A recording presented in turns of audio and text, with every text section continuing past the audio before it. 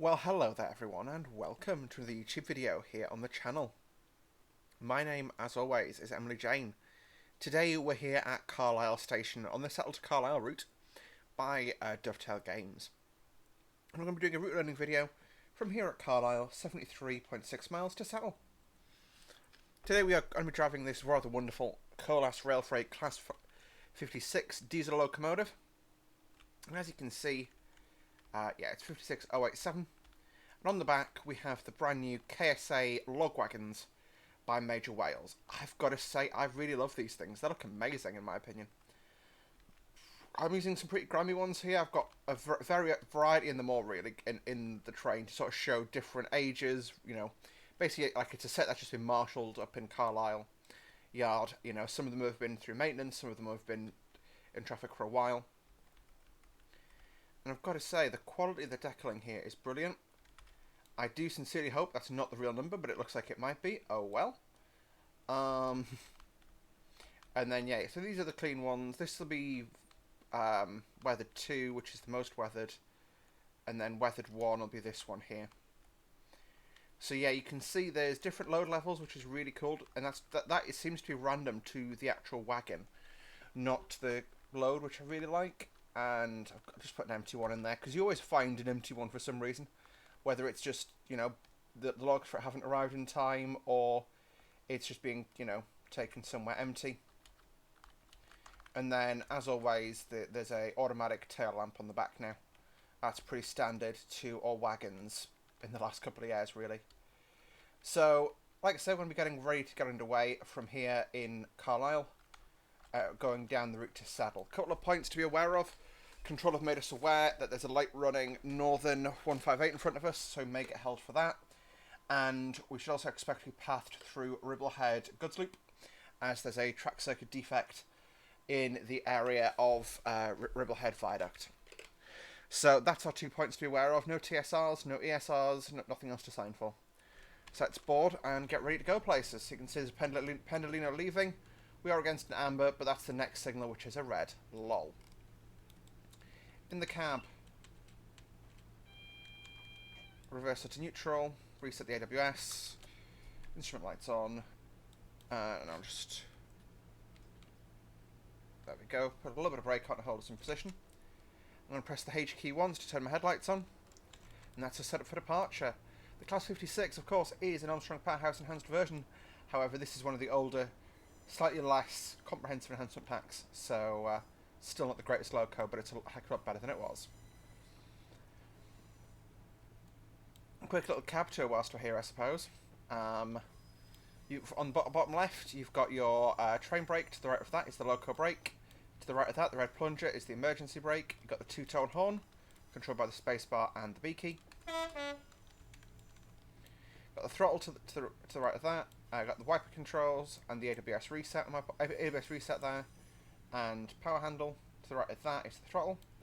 Above that is our slow speed control, which is simulated. To the right of that are some light switches, mainly not simulated. We've still not got the road. Working our way around, you've got the ammeter, the slow speed indicator. We've got the road, so brake release.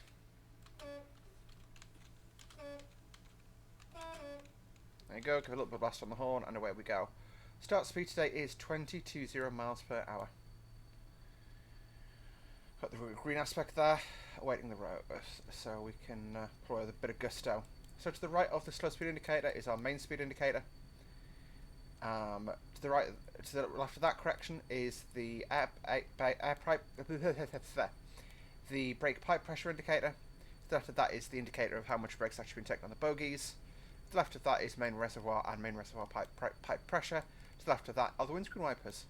And up in the top left is the AWS sunflower.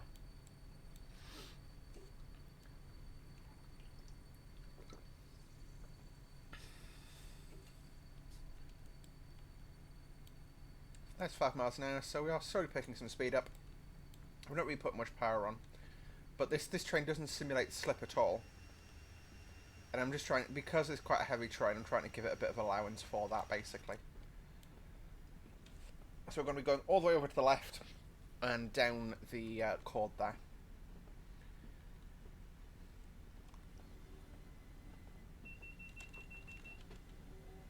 Hear the DSD key there, the DSD there. Press the E key to reset that, which is the DSD pedal. Is the sound it makes. Apart from that, the Class 56 is inherently very similar to the Class 47 in terms of the onboard equipment. It's basically a modernised version of it, really. Designed for freight work primarily. However, the Class 56s were mixed traffic, and their top speed's like 90. It's 90 or 95 miles an hour, same as the Class 47. So I'm gonna hit, because we're gonna go down a steep downslope. When we hit 15 miles an hour, I'm just gonna chop idle, and I'm gonna coast. Let the train go coast down the hill, pick speed up. There you go. And we're now idle. So there is that. So I'll do that like that. There you go. So you can definitely hear the train now. Unfortunately, there's no windows. They're permanently cracked on this model, which I really don't like. This is quite an old model now by IHH, which is Iron Horse House. They basically, as far as I'm aware, basically sold all the rights to their projects to DTG. And DTG released some of them modernised, and that's what you have nowadays. But, you know, stuff like the window being cracked open, that's been like that. Yeah, that's just permanent like that, which, like I say, I wish it was either adjustable or closed. Because, you know, you can deal with a closed window, but a cracked window, if it's raining, for example, you wouldn't have it open because you're just going to be getting the cab wet. So, there we go, throttle to idle again. As we come down the line here. So, this is the line towards Newcastle that we're on now. However, we'll be diverging left, correction right. I can't get my left and right correct tonight. I will be diverging right onto the Sale to Carlisle route. It's actually quite a quiet route at the moment because this is built on the last day of the winter timetable. And this route is, obviously from a passenger perspective, is very tourist based. You know, very few people go to Ribble Head in December. Like, you've got, you know, Mrs. Miggins, who lives there, goes for a shopping once a week to Carlisle, but that's about it. You know.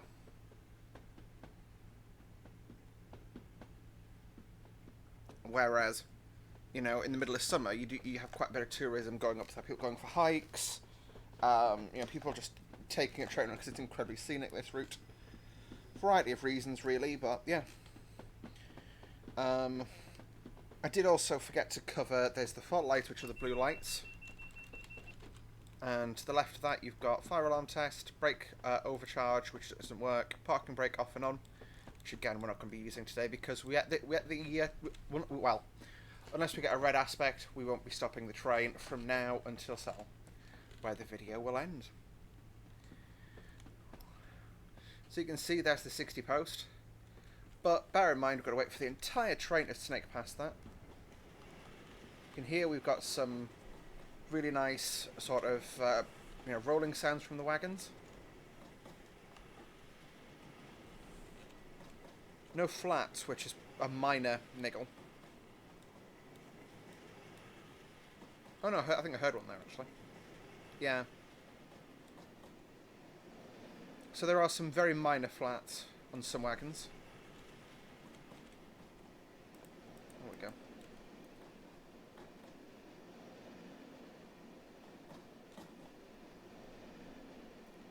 Appears to be joint a track here, which could actually be, yeah. And then you've got the one empty one, which is there for aesthetic purposes more than anything.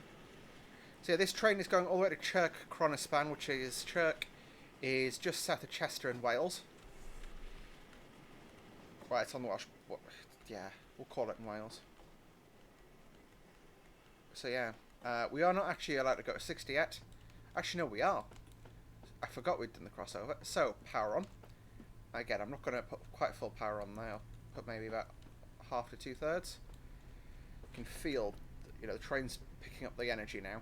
When we get above about 25, I'll go into full power. Interestingly, there seems to be brake pressure applied.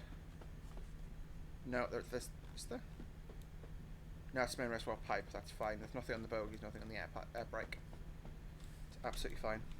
You know what? Full power. I'll let you enjoy the clag outside. Rather loud out here at the moment.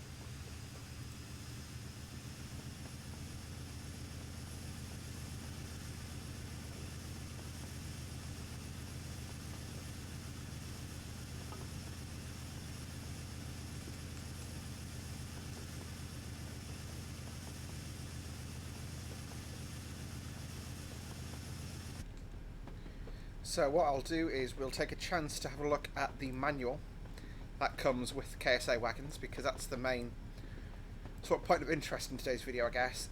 For me, these released about a week ago. For you guys, this will be quite a while in the past. I'm recording a long way in advance at the moment. At the moment, for me, it's halfway through May. It's the 14th of May, to be precise. So, yeah. There's going to be some differences there, folks. There's going to be some differences there. So, I've got my manual up. So I hope you guys are having a good day. I'm not sure what day this is going to go out on. I'm tempted to make this the first of the summer videos that goes out on a Friday, but I'm not even sure it's going to be a plan yet. So happy whatever day of the week it is, folks. Yeah, I've been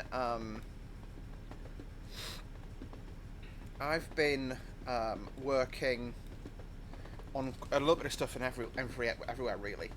I've not been pushing TS that much this week, but today I went up to my dad's house. I know my dad's not around anymore, but at the same time, it was, it's the house that belonged to him before 20% of it belongs to me now.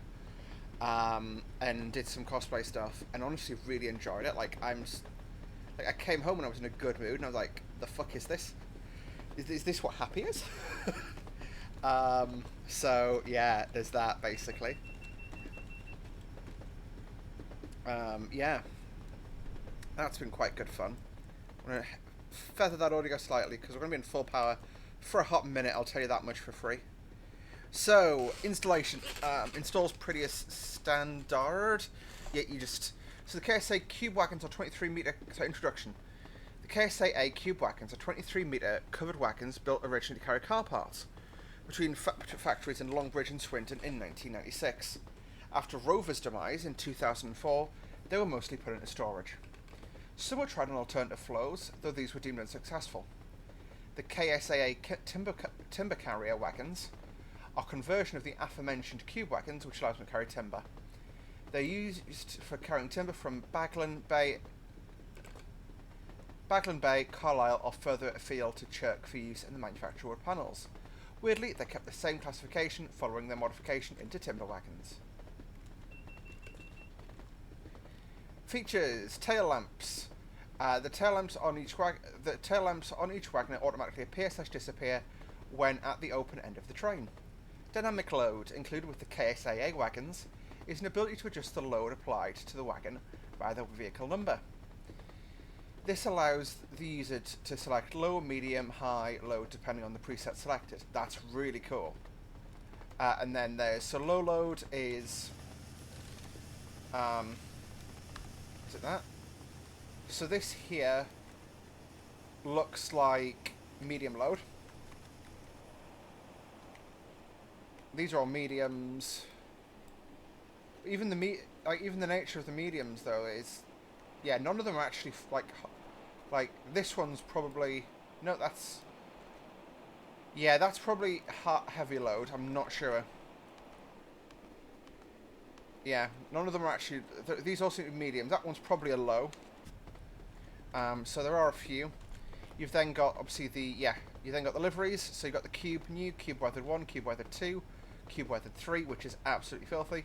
Timber carrier new, timber carrier weathered 1, weathered 2. They also have snow textures. Well, that's awesome. Included in these textures, a set of snow textures used specifically during winter time. Below are a set of previews for what you can expect for a winter scenario.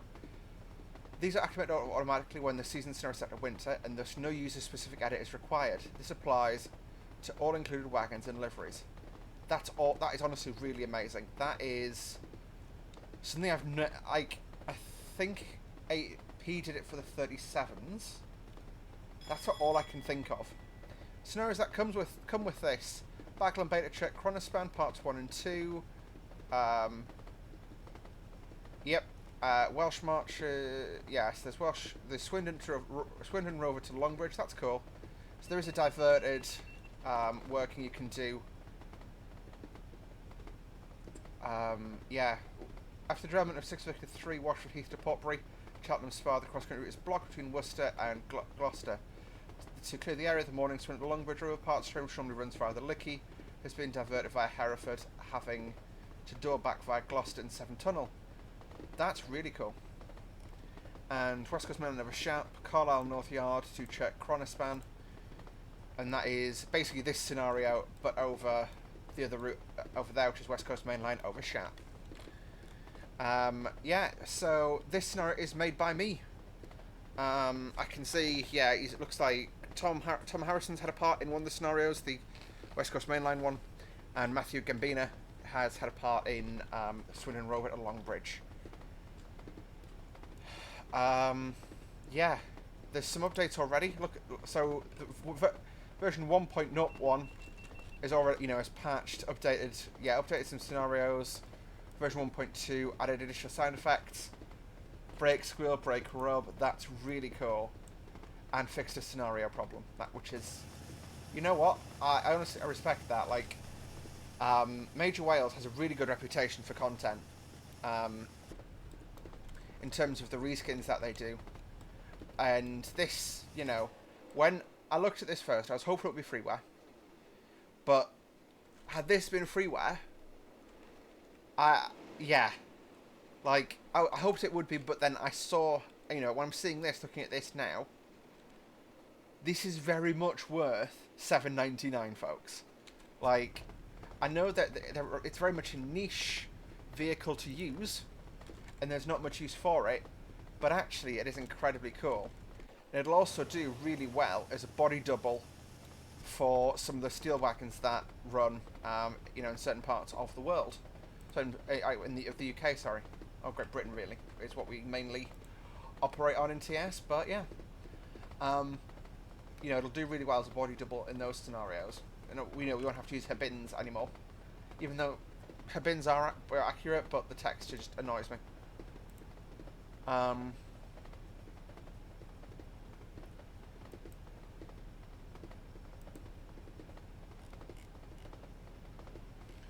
Righty, so yeah, I'm definitely enjoying this drive today.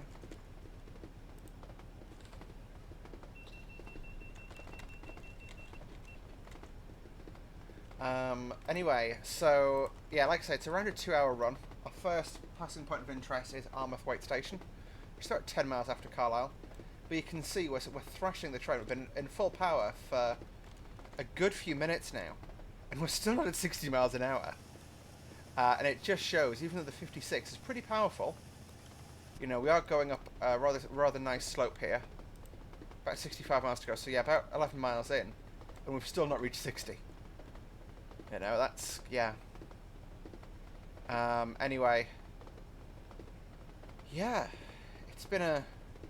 Yeah, so, normally in these videos I normally sit here and just sort of have a therapy session with you guys. But actually I don't feel like I need one. Which, yeah. Yeah, when I heard that alarm going off, I hit Q and then E thinking it was an untrained alarm, but no. That just shows what happens when I turn my head off.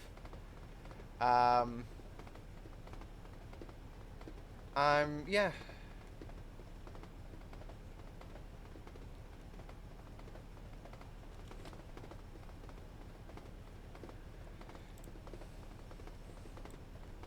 Oh, got a bit ahead of myself there. I do apologise for that. I need a bit of a brake application to bring our speed down.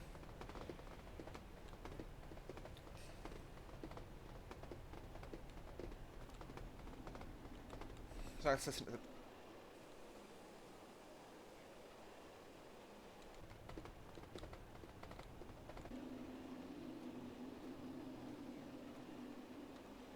That is really cool.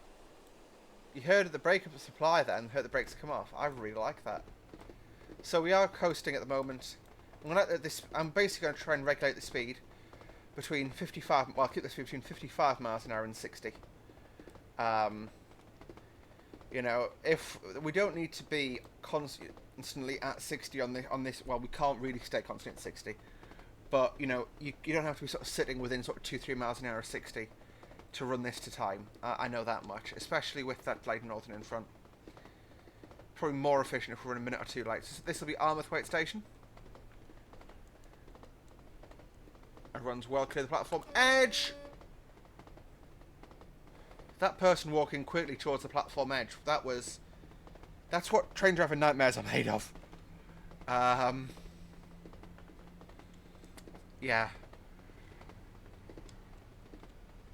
Anyway, the throttle's wide open now. Piling the coal out the roof. You can see I've got the clag mode set high just for cinematic effect, really. I'm hoping to do some more freight in the UK soon, because I feel like I do a lot of European freight, but very little anywhere else in the world. So yeah.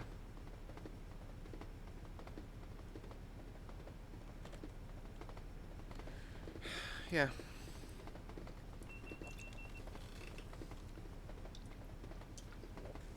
Still haven't recorded the 4th of July video yet. I need to get that done.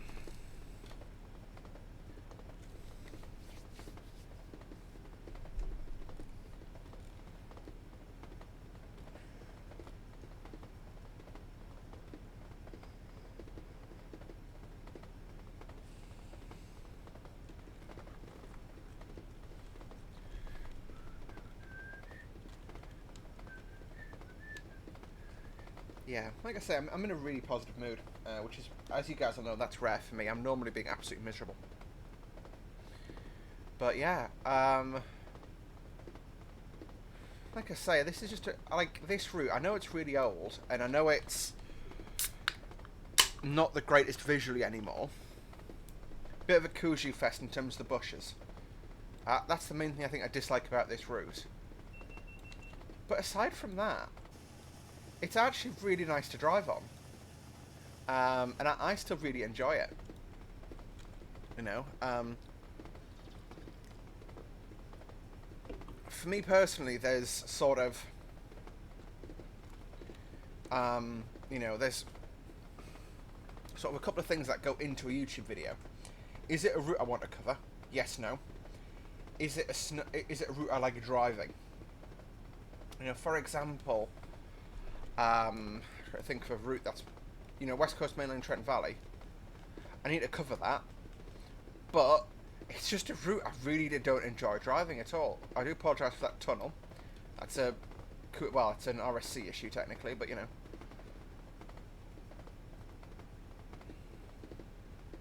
So I can see the speed's creeping up to 60. When it hits 60, I'll just go back to idle and coast for a while.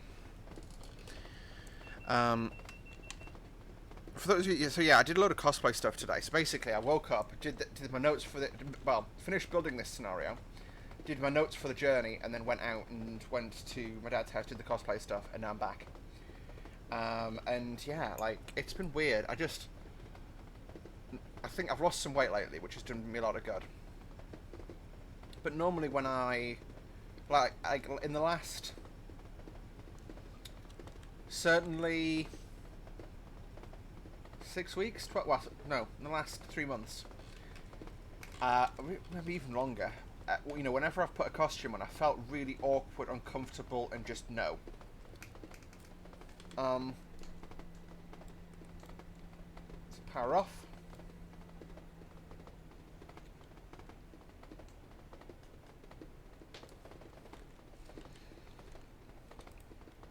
Whereas today, I felt very different.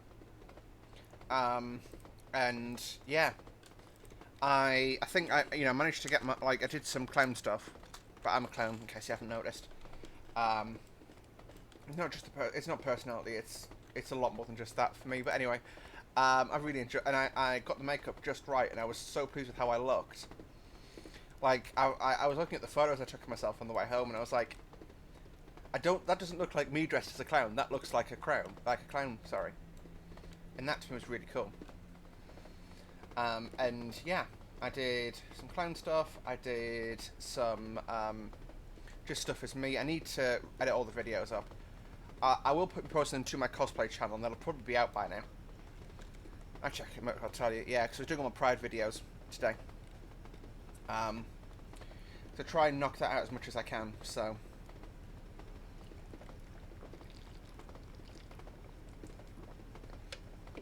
Yeah, there we go, sorry about that, I just had to get that all out my system. So, let's have a quick look into this. So anyway, the Class 56 is a diesel-electric locomotive designed for heavy freight work. It is a Type 5 locomotive with a Ruston Paxton power motor unit developing 3,250 brake horsepower, or 2,423 kilowatts power, and has a Coco wheel arrangement. Enthusiasts nicknamed them grids due to the grid-like horn cover on the locomotive cabs fitted to numbers 56056 onwards. Grid. And that is Lazenby in Kirkwald. Yeah, Lazenby.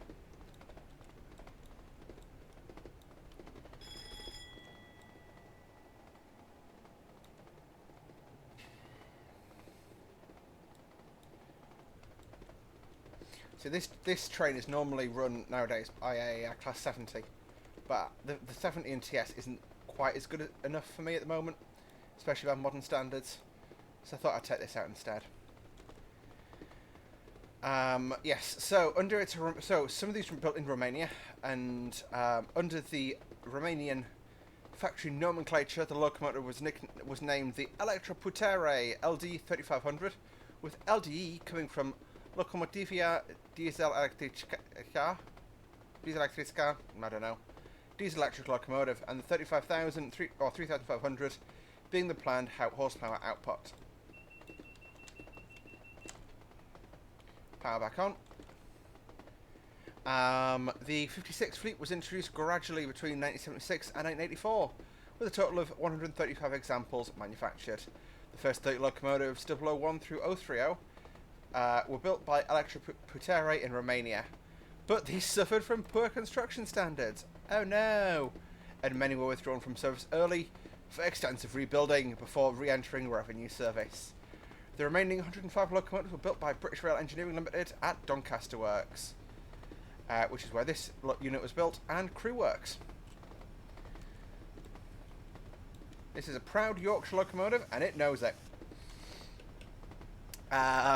Right. Yeah.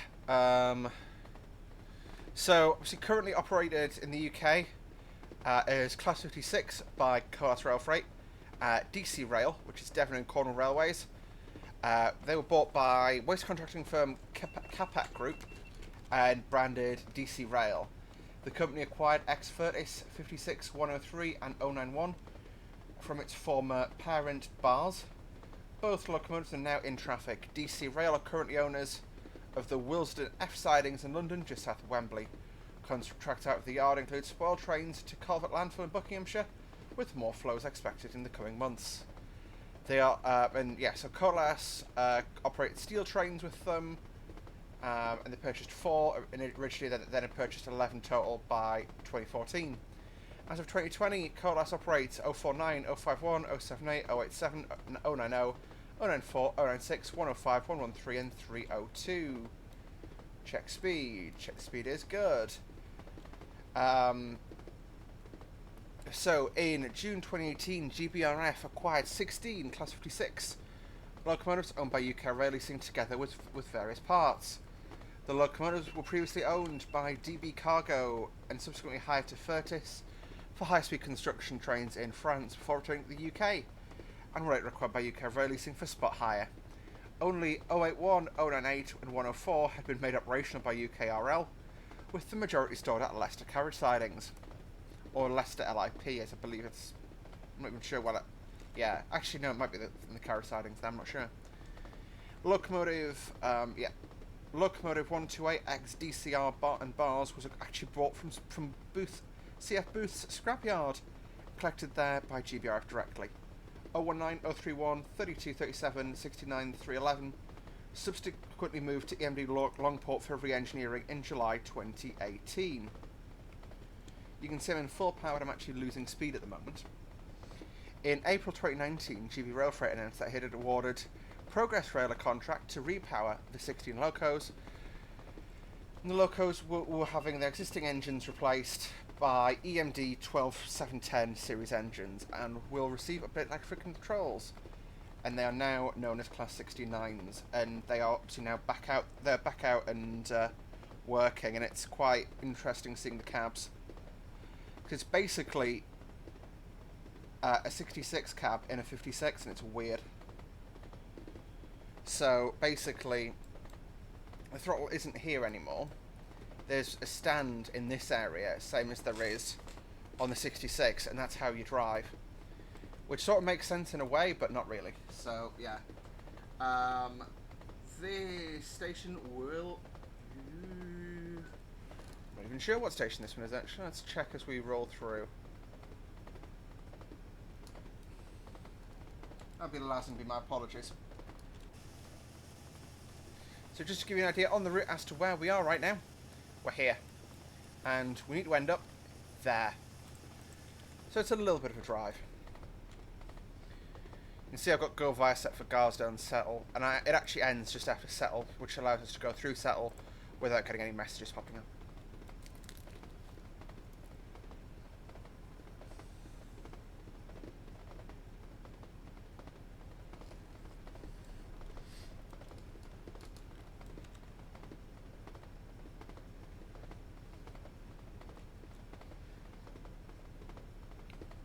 Although multiple members of the class have been purchased for preservation, most have rated mainline service, and there are only 3 Class 56s that are technically preserved.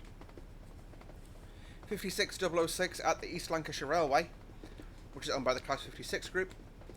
56097 in Rail Freight Triple Grey livery, coal sector at the Great Central Railway. And 56301 in unbranded Fastline livery, owned by the Class 56 group on hire to bars.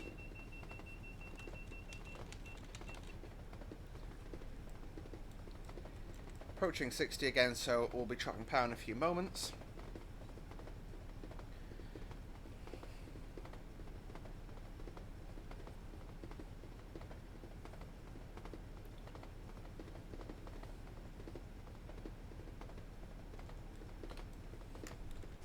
You can hear we are on jointed rail now. But it is really interesting to hear the sound of the wagons at, going through the various speeds. I'll leave the train in full power. It's struggling to get up to 16, we'll just leave it there.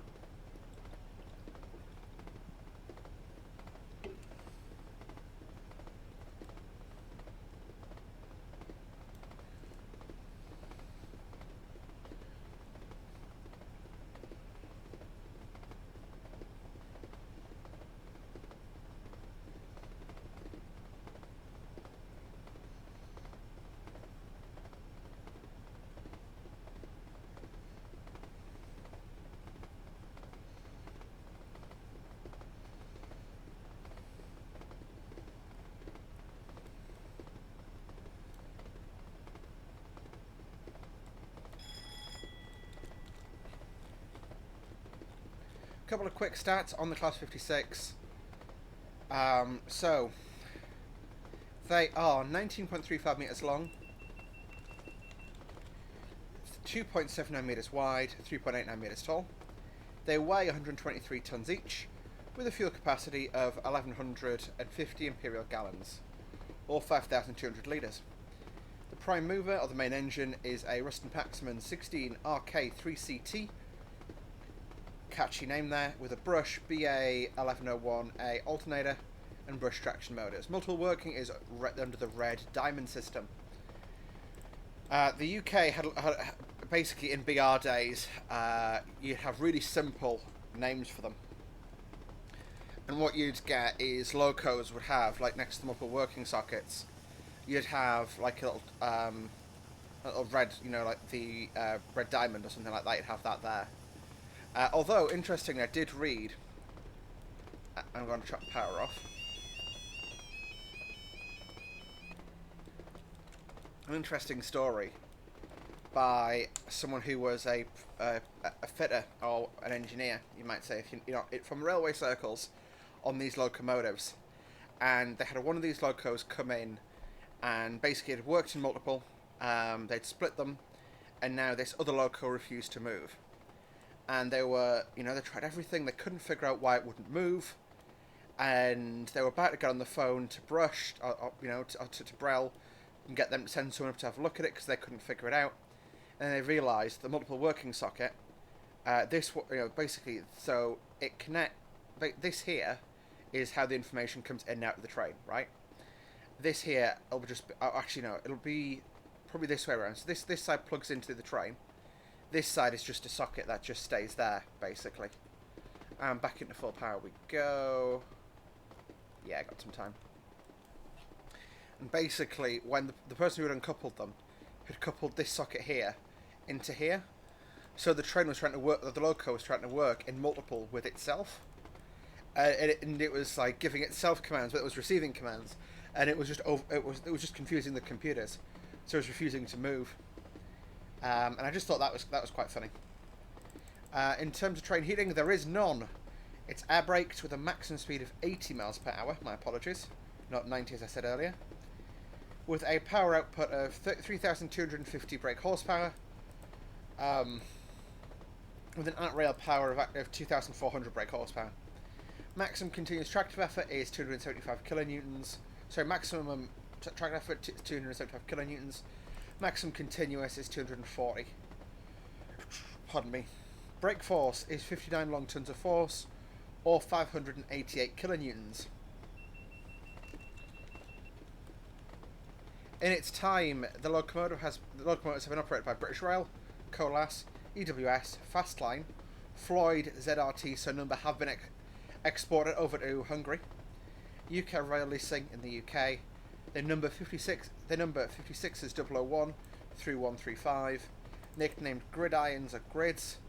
Route availability is 7. So basically, the higher the number, the lighter the loco is per axle, if that makes sense. So therefore, the more routes it can go on. So I'm going to ease my power off here because I know we're approaching a break. 30 limit. That's the 2 speed limits on this route, unless you're doing what we're doing, where we're going to a goods loop. We need to be down at 30 just before the end here.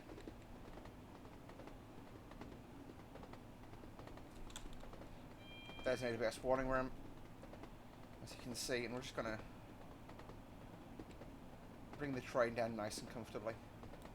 This is Newbegin Gypsum Plant.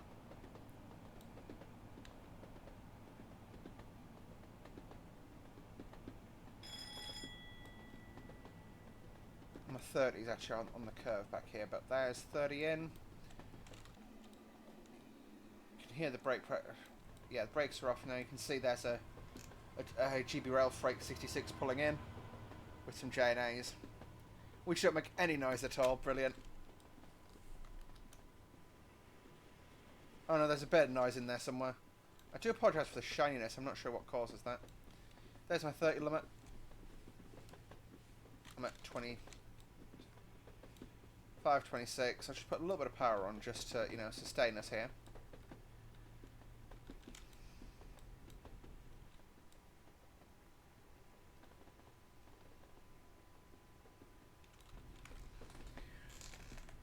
So yeah, during the the origins of the loco, during the 1970s, it became clear to BR that a new Type 5 locomotive was needed for heavy freight services.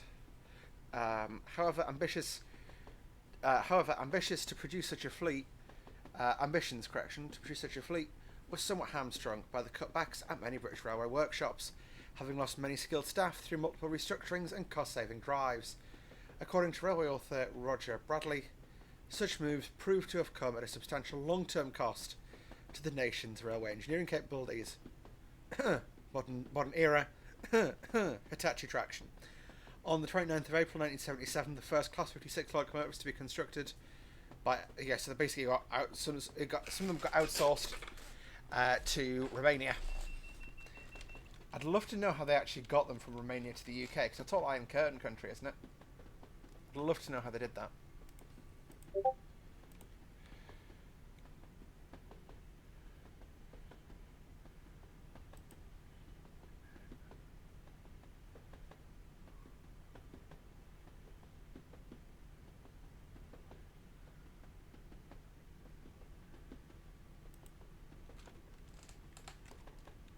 One of my friends sending me some stuff for R5M server. So you can see there's the 60 board ahead of us to pick speed back up.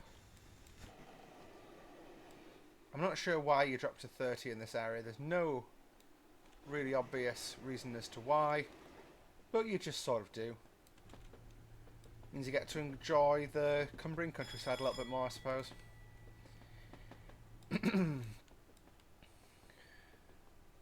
As we head south, and yeah, so we head south over the route. It's, you know, you can describe this route in really pretty terms, and it's because you start off in the Pennines and you work your way down into the into the Yorkshire Dales, and it's honestly.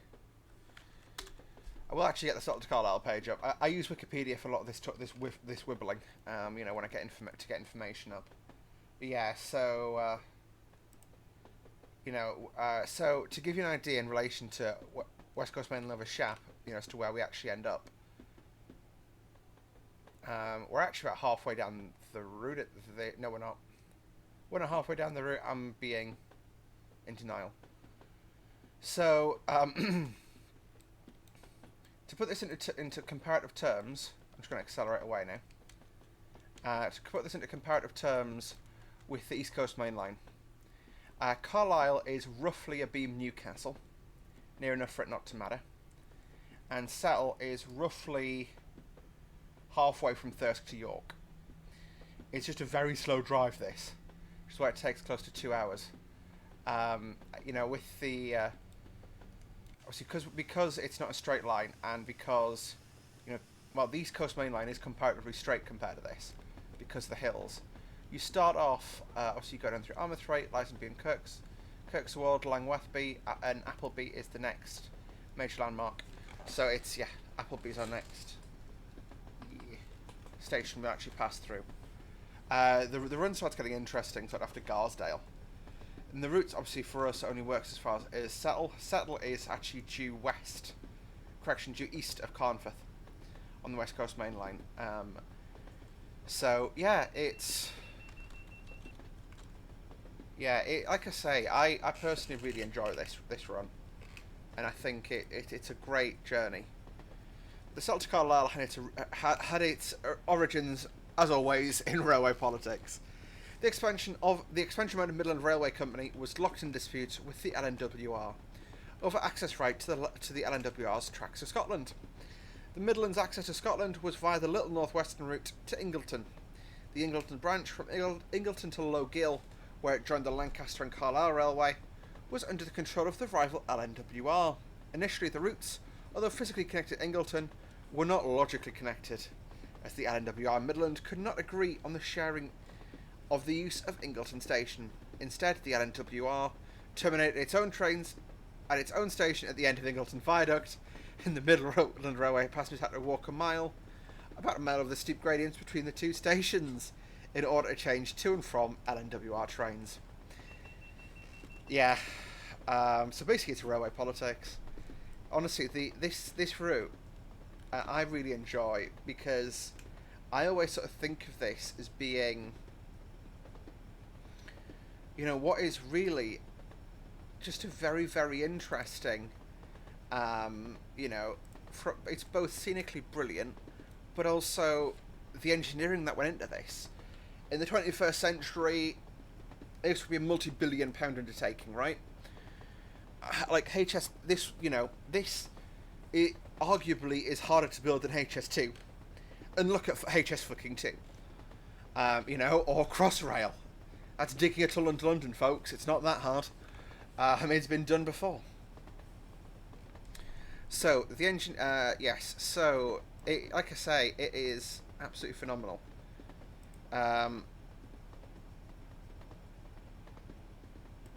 Yeah, So, the line was built by over 6,000 navvies who worked in remote locations and during harsh weather conditions. Large camps were established to house the navvies, most of them Irish, with many becoming complete townships with post offices and schools. They were named Inkerman, Sebastopol, and Jericho. The remains of one camp, Batty Green, where over 2,000 navvies lived and worked, can be seen near Ribblehead. The Middle Rutland Railway helped pay for scripture readers to counteract the effects of drunken violence in these isolated communities. A plaque in the church at Chapel La Dale records the workers who died, both from disease and from accidents while building the railway. The death toll is unknown, but 80 people died at Batty Green alone in a smallpox epidemic. Jesus Christ, the 1800s were terrible. A memorial stone was laid in 1987 in the churchyard at St Mary's Church, Malastang, to commemorate the 25 railway builders and their families who died during the construction of this section of the line and who were buried there in unmarked graves. The engineer for the project was John Crossley from Leicestershire, a veteran of other Midland schemes. The train traversed is along the bleakest and wildest in England, and construction was halted for months at a time due to frozen ground, snowdrifts, and flooding. One contractor had to give up as a result of underestimating the terrain and weather. Dent Head has almost 4 times the rainfall of London. Another long-established partnership was dissolved under the strain, that of William Eckersley and John Bayliss. Bayliss continued the project until completion in 1877, and they were contracted to construct the 23-mile section from Kirkby Thor to Petrel Bridge in Carlisle. So to give you an idea, this is a roughly 72-mile section of line. They started construction in... I can't actually see here when construction was started. Just to say, interesting. So power's on. We're thrashing up the hill here. So it's roughly 72 miles with double track excluding Ribblehead Viaduct. So they built 72 miles of track in. I can't actually see the date they started building it, which is really interesting.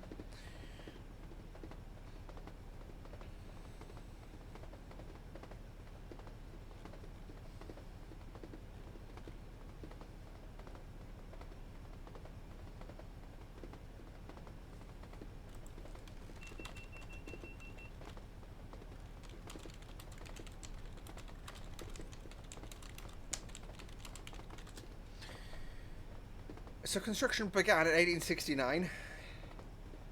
The first train ran in 1876. So no JCBs, just a bunch of blokes with shovels who ate a diet of lager and beef. Would not like to go to the toilet after that. Well, actually, it probably kind of balances itself, so it'll probably work. Or beer, ale, and beef. And they built this in 7 years.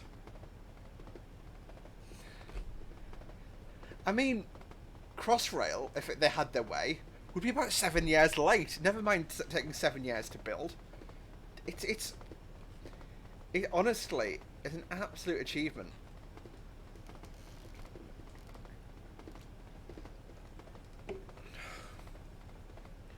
I mean,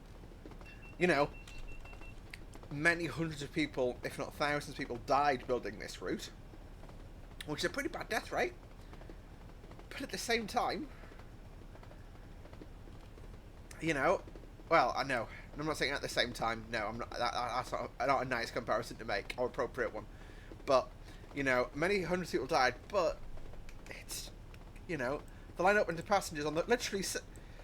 That's crazy. The last railway in England to be constructed almost entirely by hand. Very interesting. That is, yeah.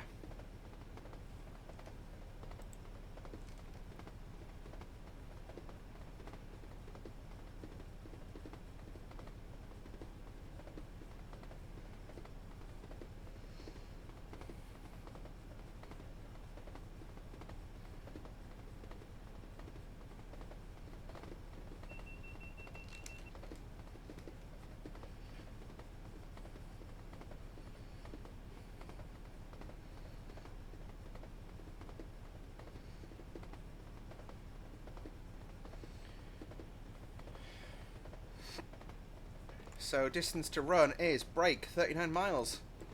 Nearly halfway there. The last sort of 10 miles is just a downhill cruise at speed. But like I say, this route is just crazy. Still at 20 miles to Garsdale alone. So I've not seen Appleby yet, so I think Appleby will be coming up next. Like I say, this is a very easy route to drive as a freight driver in terms of speeds. However, I can imagine, especially in the winter, this would be an absolute nightmare in terms of slipping and sliding. And that would complicate your life. No, no question about it.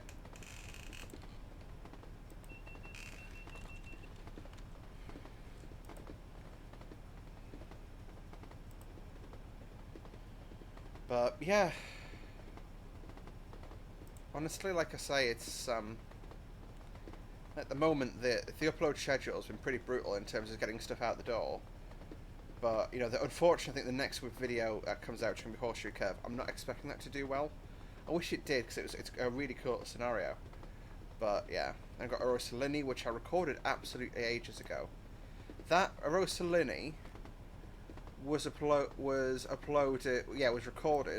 at the start of April. It's releasing break on the 23rd of May. It gives you an idea in terms of, obviously some stuff's been rejiggled to get newer stuff out the door first, because generally if it's a mega thing, like for example, we've got on the 31st of May the first Steam route is releasing for TSW.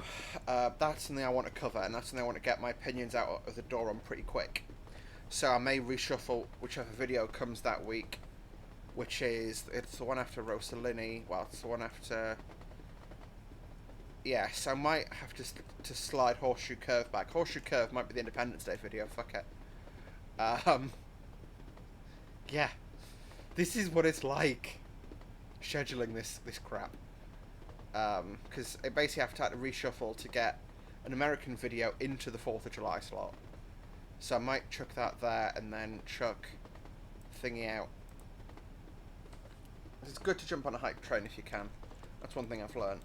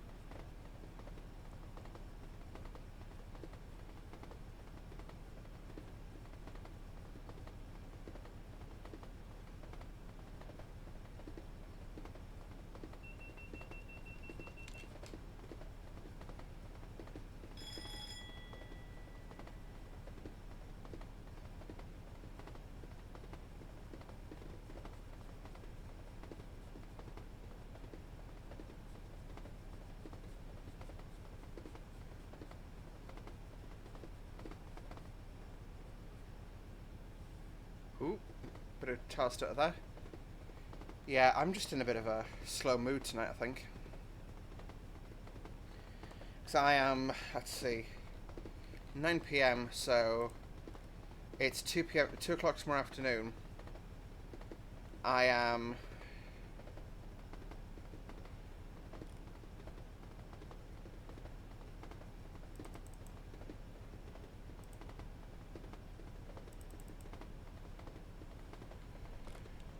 Yeah, it's going to be interesting.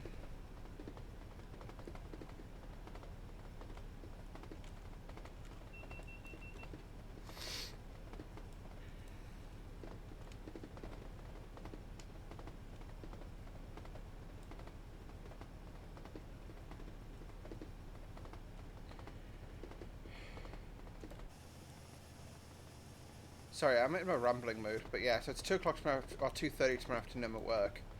So I'll probably leave the house around lunchtime and just do a bit of shopping and wander about a bit. What is the weather forecast? Absolutely updated a bit more for tomorrow now. It's well within the 24-hour forecast now. It's supposed to rain from about 10 o'clock onward, lol. So because I live in England, our shops don't open until 10 o'clock on a Sunday. Which is a bit stupid in my opinion. But I need to do like my basic essentials for the house, like you know, washing up supplies and stuff. But so I need to get out in the morning and do that and get myself, you know, just like some just some products for, you know, not being smelly at work basically. And then tomorrow's my first day live on the floor. So I've done 8 weeks of training. Do I feel prepared? Fuck no, lol. But, you know, I do feel like it's, you know, I say fuck no. Honestly, yeah. I could sit in training for another 6 weeks, but I don't think I'm going to learn anything. I do need the practical applications now. I've been doing sort of 2 weeks on the floor supervised, just doing cases mainly. But, I'm enjoying it. I'm enjoying dealing with customers again. I'm enjoying feeling useful. What I sort of hated when I wasn't working was just feeling like I didn't have a purpose. And yeah, that wasn't really, you know, yeah. But like I say, the company I'm with now, I'm not going to name them. They are, you know, it is a railway company. I'm in a contact centre, you know, dealing with railway stuff, which is, you know, probably the best of both worlds for me at the moment. It's a job I can do, but not too outrageously, you know, not too outrageous. But yeah, with, obviously, I've talked about it, I used to be at Lumo. Lumo, there's a type of person who can work at Lumo. I'm just not that person, unfortunately. And I learned that the hard way. I think I don't think I'm, you know, I don't think I'm a bad person. I don't think they're a bad company. Although well, at the time of going to press, the recent news coming out of RAIB is a bit interesting. RAIB, Rail Accident Investigation Board. I'm very interested to see how that comes out. Or what comes out of that. And you know, I'm going to read that report in full. I am not sure how I feel about doing a mentor pilot style breakdown of it. Yeah, because obviously it is going to be, you know, it's not impossible to figure out who I work for, and I'd hate to. That is.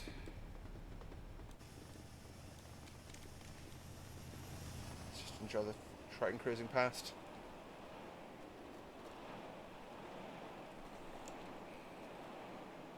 Okay, we Stephen, we've just gone through there. Okay, we see Stephen's signal box.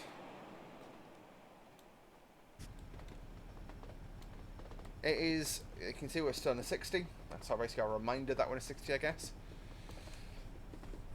And probably for the trains coming out the yard to remind them what the line speed is here. But yeah, you know, I will definitely be reading it, and I'm not going to give my opinions because ultimately I drive virtual trains. Okay, I used to work on a train. I used to be safety critical staff. I'm not anymore. And I feel like I don't really... If it was a dispatch issue or something, you know, a member of...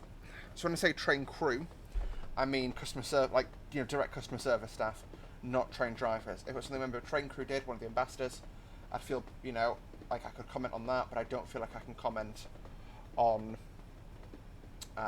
you know, on something that's a driver issue, because whilst I try to learn a bit about what the drivers do, you know, and I would consider some of the drivers there very good friends and absolute top lads. You know, I don't feel like it's... Also, at the same time, yeah, that's the other thing. I know a lot of the people there. I more than likely know the person who's... at the moment appears to be responsible for what went down, and that would feel a bit disingenuous to me after the stuff I went through, you know, trying to get them to act differently. So yeah, that's really nice. I bought some Jack Daniels and Coke and just having a sip of it there. It's, yeah, what I like about it is it's a drink that relaxes me. Like, yeah, I'm just like, I have a sip of it and I'm just like, oh, I'm just, yeah. I've had a stressful day at work, one can of that, Emily is sorted. Sorted. So there's a lot of tunnels on this route, as you can see. Like I say, like even stuff like these tunnels, nowadays this would be a 2-3 year job, and maybe it was, who knows. But, yeah, like I say,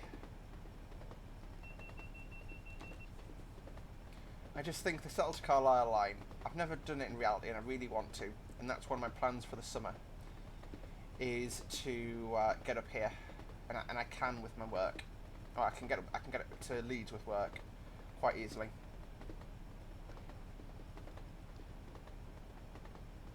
And get a, you know, find a train that isn't a Northern 158, because the refurb on those has been awful. Or to be even the 156s. I love a 156, but they are depressing lately. So that signal ahead of us has just cleared from an amber to a green. I did just see that. YouTube probably won't allow you to have seen that, but I can see that I just cleared from an amber to a green. So that means our train ahead of us is clear of Garsdale now, which is good. Basically, it means that no, that's a danger. I just know that's the signal that faces the other way. That's fine. Apologies, I panicked. The light of the signal lodded in after, so before the back of the signal, so I saw a red aspect. And went to bring the train, and you know, went to go into emergency there. You can see we got a green aspect ahead, which is fine. I actually had to stop here on my note-taking run because I caught the train up. And so we are climbing now above the Dale. Like, that's just, you know, TS Classic doesn't handle distance scenery particularly amazingly in my opinion. But this is still pretty cool. Pretty cool indeed. We are probably going to be held at Garsdale though, so I need to be cautious of that. And there's no actual warning on that one. That's why I'm sort of pretending that pretending control have told me there's a train ahead, and I'm just going to expect to be held there because he was about 10 minutes ahead of us on departure. However, he has to stop, whereas we don't because he's got a number of boot stops to do. So, yeah, we'll see how he does.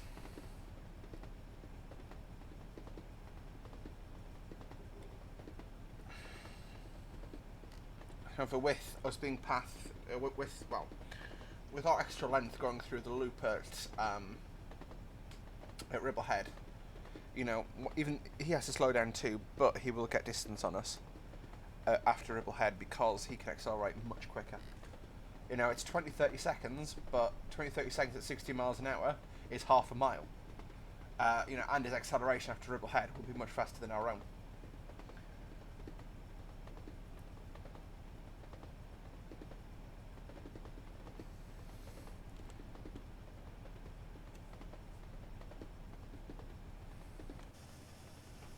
You can see we're just cruising uphill here.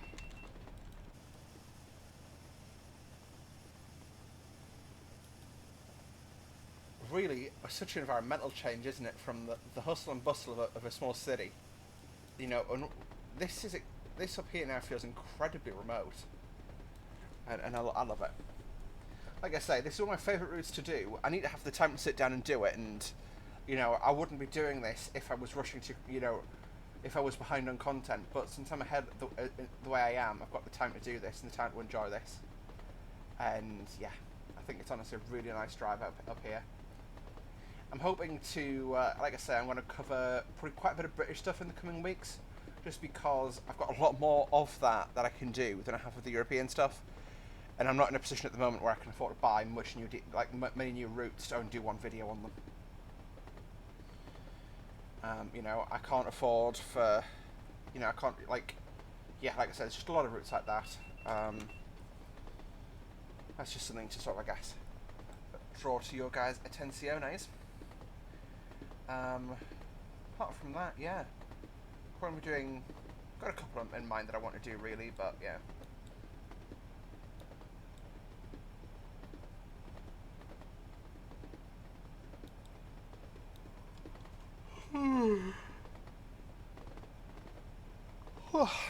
Do apologise for that, guys. I have been, like I said, I was doing some clown stuff earlier, and whilst I really enjoy it, I find it thoroughly exhausting. It's like, I think it's the weight of the makeup on my face, and the amount of time it takes to get in and out of it all. It just really tires me out.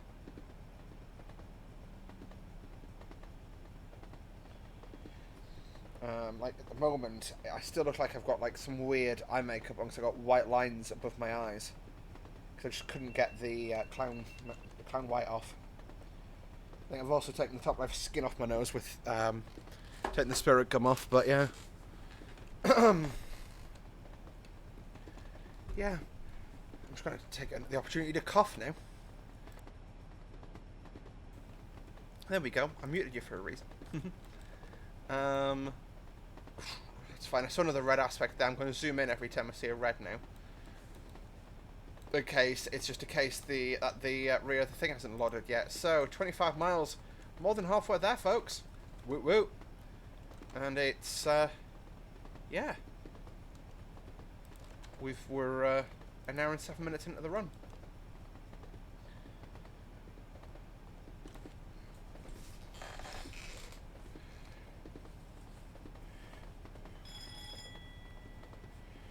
I'm going to be doing probably, yeah, like I said, I've got quite a few more that I want to get out of the way, get knocked out. I'm probably actually, you know what I could do? Transpennine, that would be quite nice to do on the,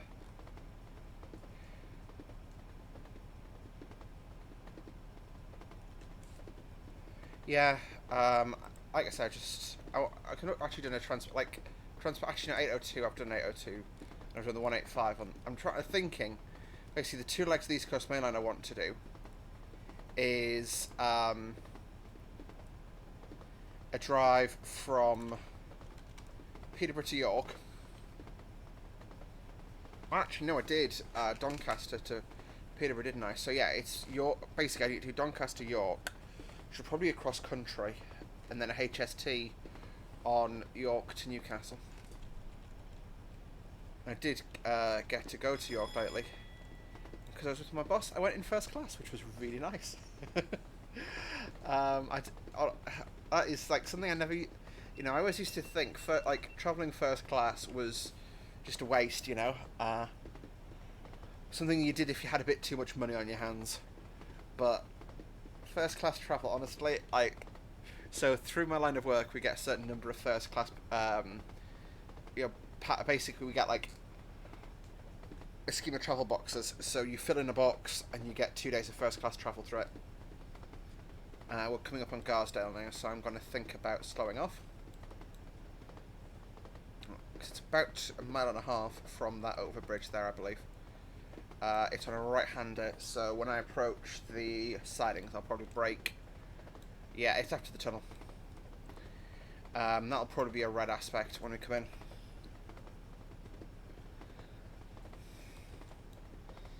Because, yeah. So, we're going up a hill, so I'm going to leave the throttle on, just because otherwise we'll wash a lot of speed off very quickly, but yeah.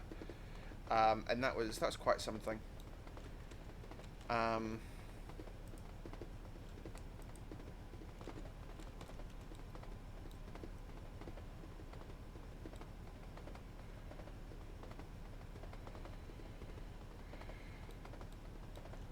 Green aspect. So no warning there.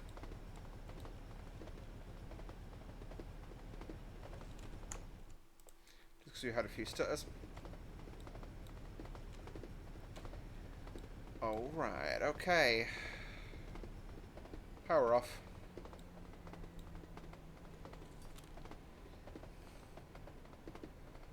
Yeah, you can see the station. It's literally just after this little sweeping right-hander. So...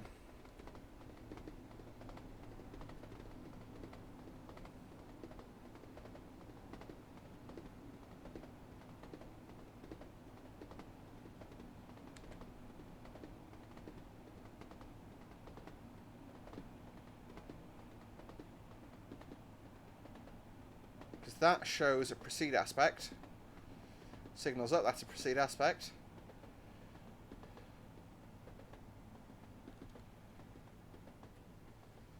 Brake comes off. Because I do not have the brake performance to go from 60 to a stand in the sighting distance I have.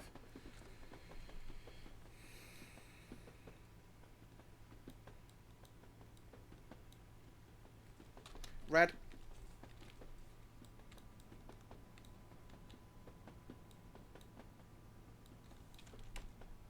Yep, Spad is denied because I had a tab at the last time.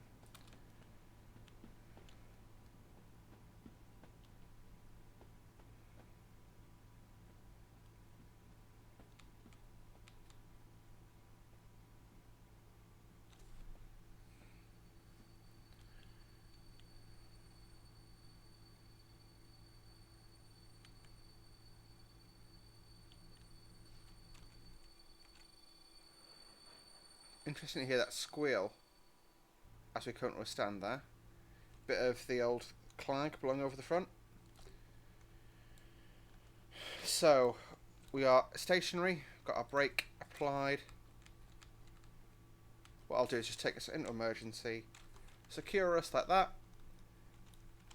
and what I'll do is I'll go reverse neutral. I'm just going to be sitting here a little while whilst we wait for permission to proceed.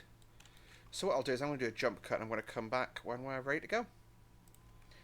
Okay, so just like that we have the proceed aspect. So what I'm going to do is reverser to forward. I'm going to take my train brake off, set my loco brake. I'm going to wait for the brake pressure, the brake pipe to now charge. So what I did there is I secured the train so I could get up and walk around basically and stretch my legs a bit. It's important to do that on this journey today. This train is booked to run non-stop for 5 hours. So forward, brake away, and half power. Let's go.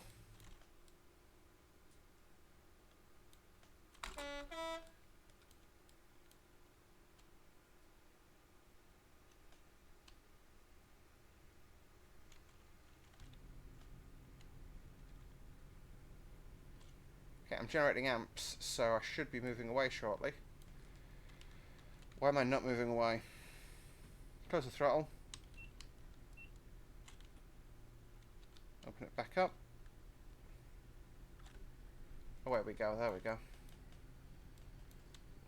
So I do apologise that the thrash is clipping through the cab. Absolutely nothing I can do about that, unfortunately. Can come outside to let you enjoy the rather fabulous amounts of smoke coming out the roof. And I do apologise to the workers over there who are probably dying of something by now. It's a bit of squeal as we move away.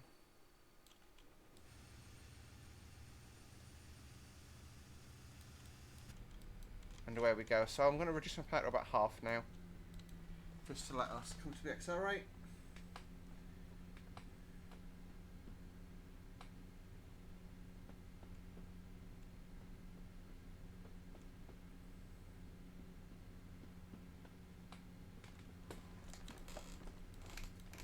So I can drive out line speed now. You can see that's an amber aspect that's facing towards us, so that's no factor for us. That'll be a distance signal. So the signal blocks on this route are really quite long. Like we were standing there for a good sort of 2 or 3 minutes, which, especially if you're following a fast passenger, is pretty unheard of. Yeah. And I mean, okay, I know a 158 isn't exactly fast, but you know, 60 miles an hour. Yeah, like I say,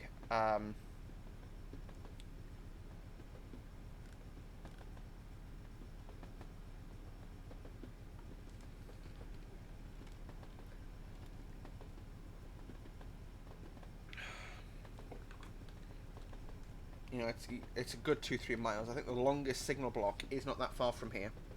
It's on the line towards from Hellerfield. Basically, after we pass that, there's a line joins from the right. It's on that line towards Carnforth, and it's 12 miles long. And that is a, you know, and you'd think that would be a prime candidate for re-signalling to, you know, because that is potentially, you know, sitting at a signal for more than 10 minutes, waiting for that train to clear the next signal section, which is a massive, you know, thorn to, and holding the, you know, massive problem for capacity. That is such long signal sections, and you'd think, you know, break it up into maybe some 2-mile segments, but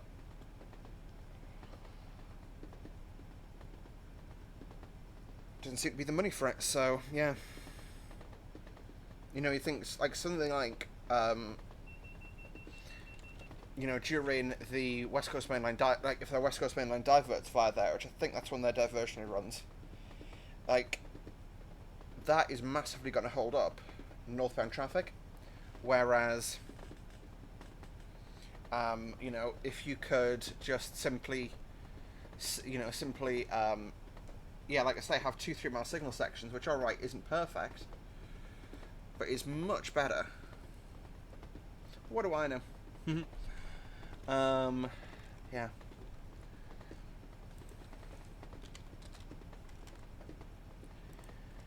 Not much as usual.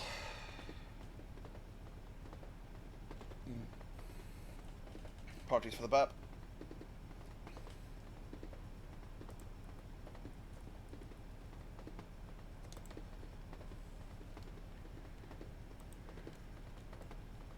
So yeah, we're up at 50 now. We're not that far from getting the warnings for coming over. Yeah, for coming over and down over Ribblehead. Like I said, I think it's 13-14 miles. So from there to Settle, which means, yeah, a couple of miles really.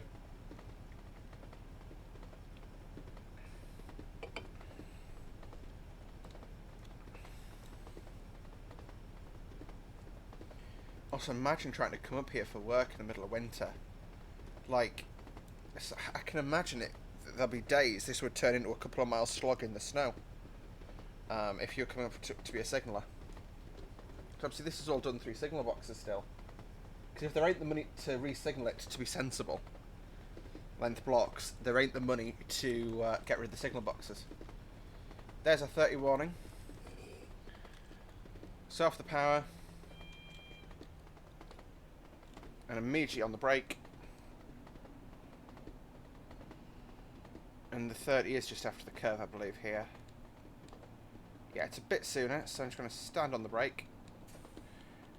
Okay, I accidentally just emergency'd us. Lol. I went a bit quick, I do apologise for that. There you go, brake off and coast. And this station is the next station, which is Dent. So yeah, this will be the area of Dent Head, which is, as mentioned earlier, this area has 4 times the rainfall of London. Rather. I mean, weather in the southeast in general is generally pretty phenomenal, but yeah. Just taking a screenshot there.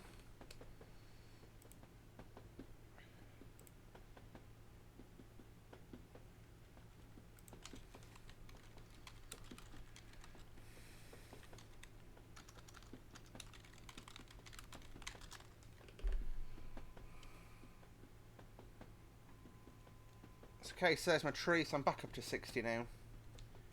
So I'm just going to go straight into full power. Again, let that furious Paxman, let the Paxman thrash up a bit. And let's get rocking and rolling.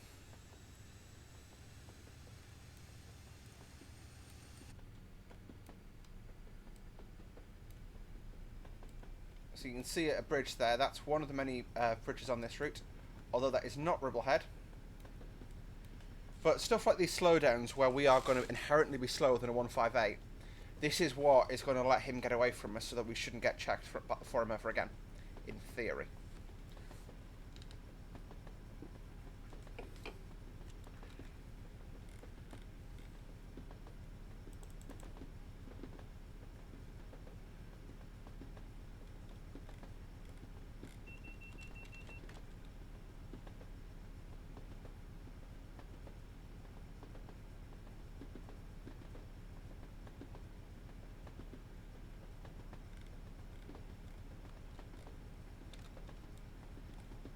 Yeah, today's the last day for the 455s on Southern Metals, which does make me sad. They're old, but I didn't actually realise they were old. I thought they were, I didn't think they were. They're 39 years old, but I thought they were I thought they were sort of early 90s models. Very late 80s, early 90s. I suppose the early 80s instead of, but still. Well, actually, mid 80s, really. But, yeah. I suppose they are peps, and the peps are older. You can see how far the thrash is moving, the clag is moving down the train. You can see that the hodgepodge of colours we have on board today as well, in terms of our wagons. I think the completely clean is a little bit too clean in my opinion. But I know that'll be for delivering wagons from the docks kind of thing. Like they're built at Swindon, so okay, pick them up from the factory, same difference.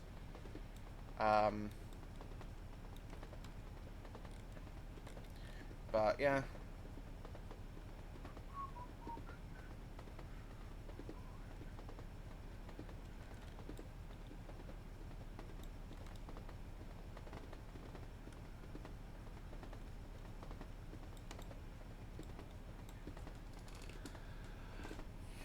Anyway, folks, so yeah, I think, like I say, I think my next video I'm going to be recording is going to be pretty much a shunt over Newport, but it's going to be starting in Newport Docks with a steel train and working it from Newport Docks to Clanarn exchange sidings, which I think would be really interesting to do, and it's just something a bit different. And also, the Newport Docks area of South Wales coastal is fully sceneried, but very few people realise it, and it leads to some really interesting runs down there.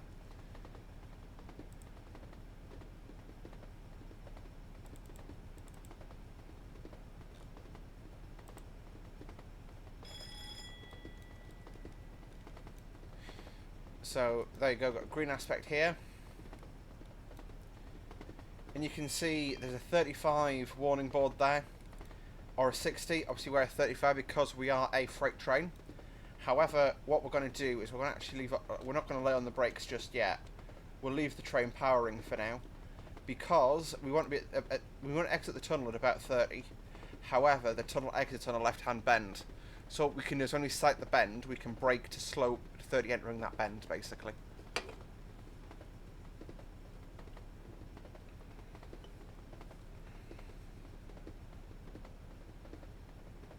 So I believe that's it there. When the light at the end of the tunnel fully disappears, we'll see it.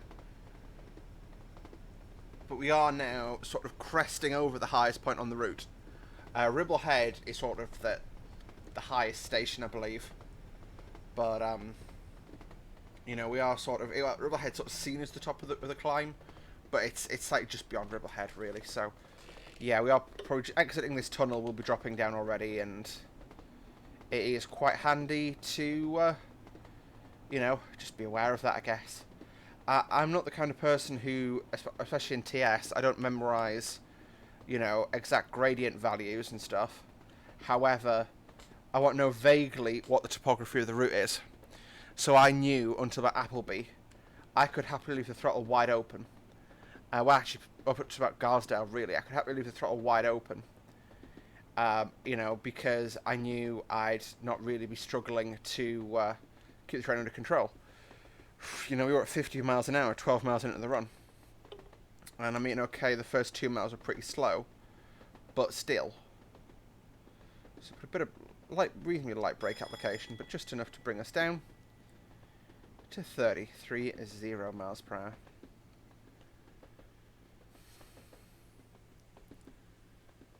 And there you go. So it's a 35 for us exiting, but I'm at 30 now. And what I'm actually going to do is slow for the 15, because again, this isn't signalled very well.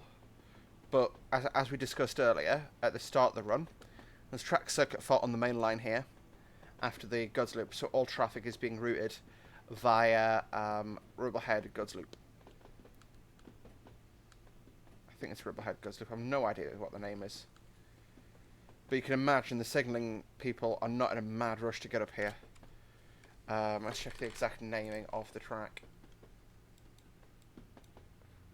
Blee Moor up Goods Loop.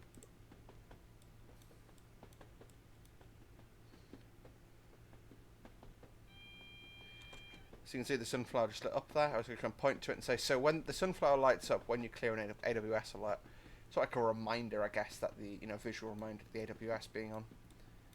So yeah, you can see we're being signalled to the left here on our semaphores, and that little round signal there, that is only to be at 15 for.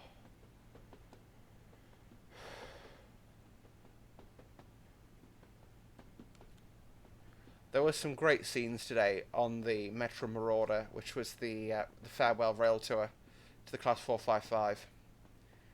I've got to say, I part of me has no interest in going on that rail tour, right? The other part of me kind of wishes I went. It's a bit of a weird one to discuss. Discuss. So I'm just going to play as I'm poking my head out the window. So you can see we basically, what we do is after we cleared the points, we keep an eye out down the side to know where the end of the train was. Because, obviously, as a passenger driver, you drive relatively fixed length sets, within reason on certain routes. As a freight driver, it, again, depends on the diagram really, but the majority of freight trains do vary in length.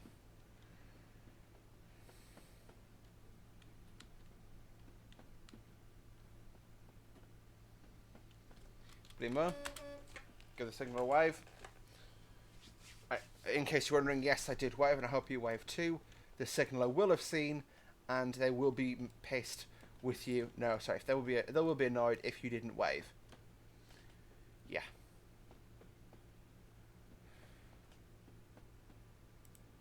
But yeah, the what I was going to say about the rail tour before I got distracted by signallers was there was a great thing where the rail tour went past Selhurst Depot, and there's some fitters sitting in a spare unit, and as the tour comes past, they're like blasting the horn, and I saw the video and I'm thinking, what's happened here?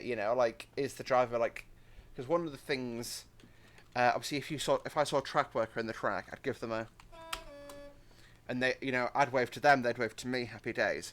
If they don't wave, you go into your warning tone, which is basically to get their attention. And I thought that's what was happening based off the sounds I was hearing. But no, it was just some enthusiastic signalers, enthusiastic fitters in a spare unit. And they're like hanging out the cab window, waving to the tour coming past. Which, that's quite cool. That is, yeah. Like, a lot of railway staff really dislike spotters. And I think it's unfortunate, if I'm honest. And I know there are spotters out there who aren't very nice. Let's say that, and there's a stereotype of train spotters that they know everything and they're not willing to listen. Well, there's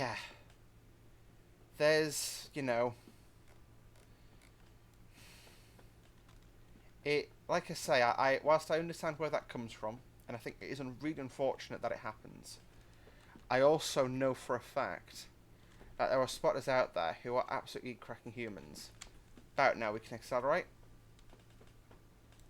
And, people who, for me personally, one of the things I sort of thought on day one, really, of being in an on-train role, is there is stuff I know, and there is stuff I think I know. I'm going to park that. If someone tells me the sky is green, from now on the sky is green, right? And what do I mean by that? Well, just doing a little bit much here, but that's 25. As we're on about a 1 in 100 downslope being pushed from the rear. I'm actually just going to coast now. And this is obviously, sorry, this is Ribblehead Viaduct. Probably one of the most spectacular viewpoints on our entire journey today. Rather phenomenally large viaduct.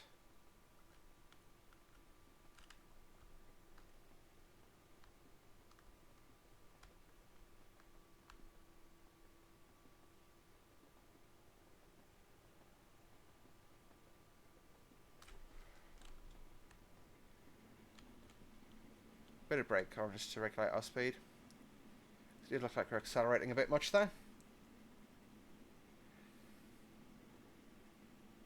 That'd be the light load and that wagon there, the rest of them medium loads. But still, you know, I sort of thought to myself there and then, like I say, if someone tells me the sky is green, the sky is now officially green.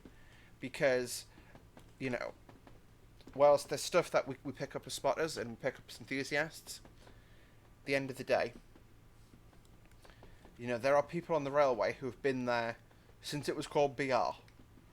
And in those 30-odd years, they'll have picked stuff up. Now, some of that is bad habits, and that's something to always be aware of. But a lot of that is really good information and stuff that, you know, you should listen to. You can see another 66 in here.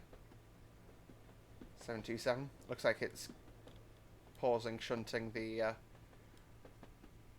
wagons here at Ribblehead Virtual. I believe this is a virtual quarry, so I'm not sure if that's the quarry there or they just like truck the stuff down here. I'm using JTA wagons as stand-ins, but you can imagine what it looks like. Right. So I'm just gonna exit just before this bridge. I think. Again, I'm just gonna pretend to poke my head out the window here. Yeah. We're clear of the station, so therefore in a 60. As we're at 25, I'm going to go full power up to about 55 now. Like, you know, and like I say, you know, don't underestimate people based on appearance. There's some of the people I've met who, on appearance, you'd look at and go, you know, I think there's a lot of, I guess, unfortunate sexism is basically what I'm trying to say here. You know, just treat everyone on their own values. That's my main advice, to not be hated on the railways. Even though I guess I was pretty hated. Lol. But, yeah. I don't know. I don't know what I'm talking about at this point. I'm rambling. What I would say is you try and sit and talk for an hour with very little in the way of prompts. But, yeah.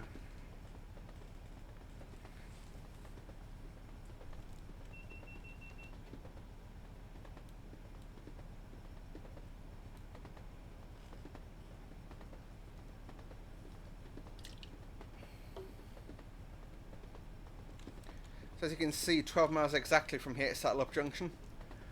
Less than 12 miles to go at this point. Woo woo. And now it's a nice fast 60-mile-an-hour run from here. So we are building that speed up and thrashing towards Settle. This is all a downslope now. This is known in BR terms as the long climb, or to BR as so it was in the scene race known as the long climb, because from just before Settle up until just past Ribblehead, you're climbing a 1 in 100. Now, if you're on now in the Midland days, this was a main line. This was as busy as, as frequent as the East Coast main line. And if you're running an express passenger up here, or fast freight, you might have 12 coaches on the back, and you have to work the loco really hard to get it up this hill. And especially in the days of steam, you'd be hitting the bottom of the slope at the highest speed you could, and barely, comparatively crawling over the top. And that is always, something I admire about the freight locos and the guys who drove them. The guys who drove them on the main line. Nowadays, there's a lot of skill to driving, don't get me wrong. I don't want to say train driving is easy, because it's not. But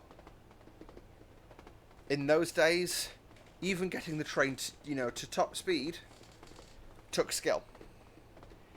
On a hypothetical perfectly straight line that's infinitely long, it would take skill to get a steam loco to its top speed, right?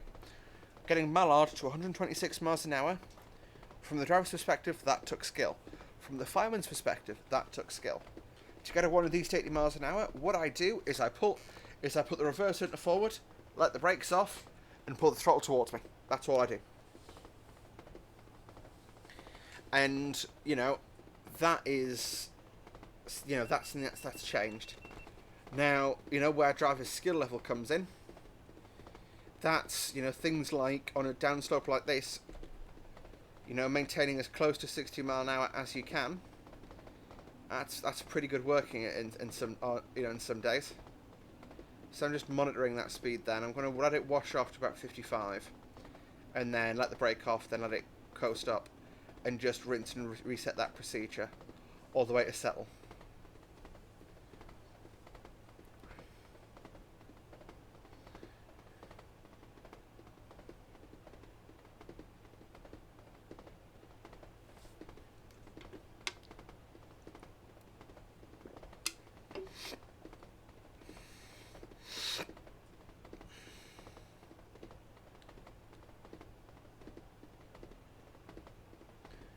So yeah, trying to think of things to talk about now. So I think the next video I'm going to do is going to be Newport, just the shunt around Newport. It's going to be about a 30-minute run, which will contrast this nearly 2-hour monster of a video. We are 1 hour 40 minutes in, and it's going to be at least another 10-12 minutes to go. Well, another 10 minutes. So this is probably one of my longest videos to date. I'm going to contrast that, but I try to, what I would say is I never want to make a video that's intentionally short, right? But I'm also not gonna, intentionally make it long if I don't think that's necessary. And like, I enjoyed this one. Like I said, I'm gonna go probably southwest and then do some stuff on third rail metals as well.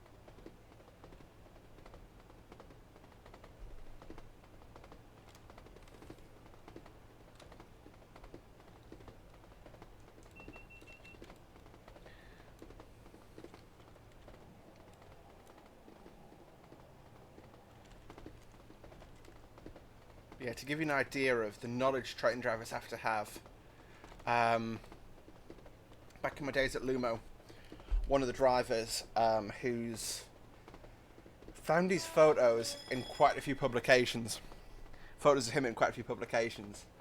There's a picture of him driving on the cover of one of the magazines. And it's a picture, really quite zoomed in, of a Lumo 803 on a super elevated curve coming, it's quite tight in on the train, with a little bit of background. And all you can see of a background is it's in a cutting with a red brick bridge over the train. And I showed him and said, fan of the picture you're driving. You're the poster boy of Lumo, some stupid comment like that. And he looks at it and goes, oh yeah, that's either this place or this place. I'm like, Jesus Christ, mate, your route knowledge is good. Like, yeah. Like, yeah, like I say, that's, yeah. I mean, you saw the one video I did using their actual route notes. But, yeah.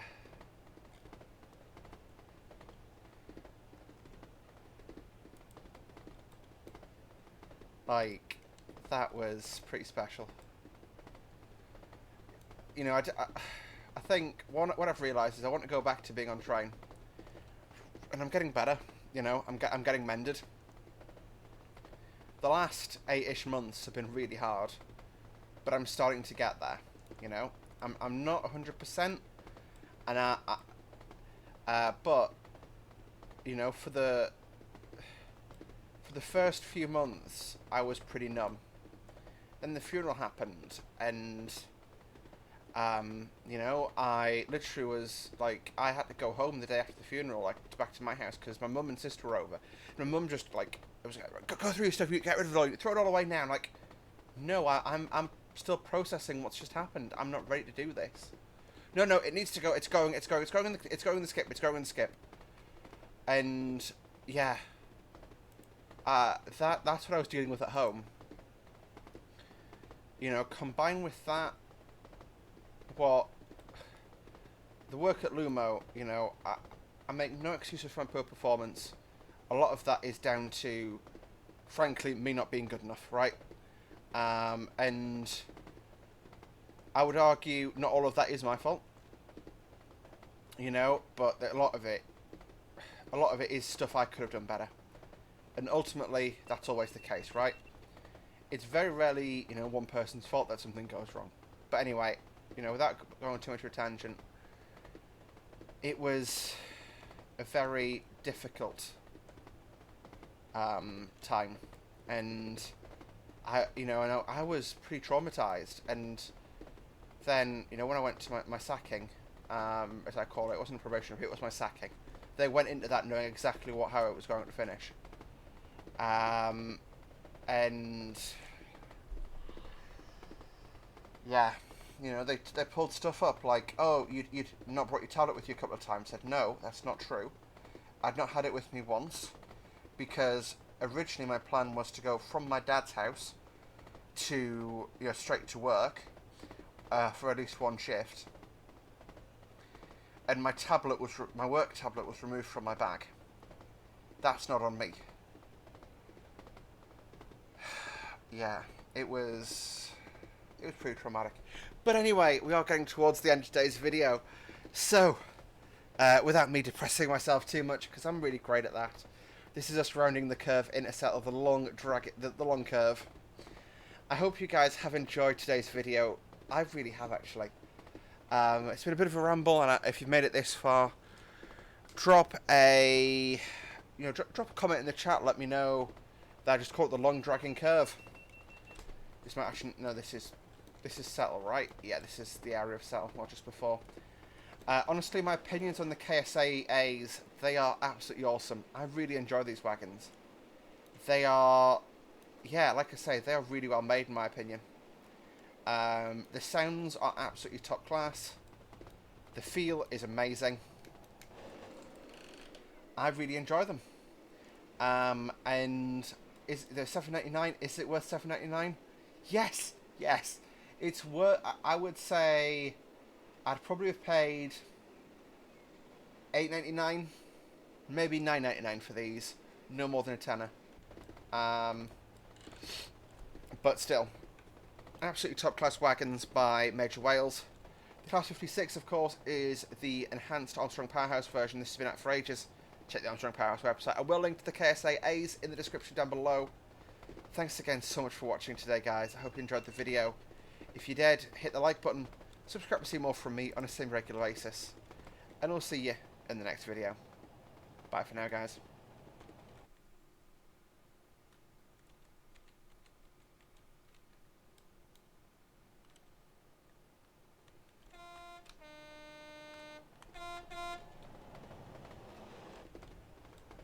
That's Settle Station, and that is the end of the run now. Thanks for watching, guys. See you next time. Bye for now.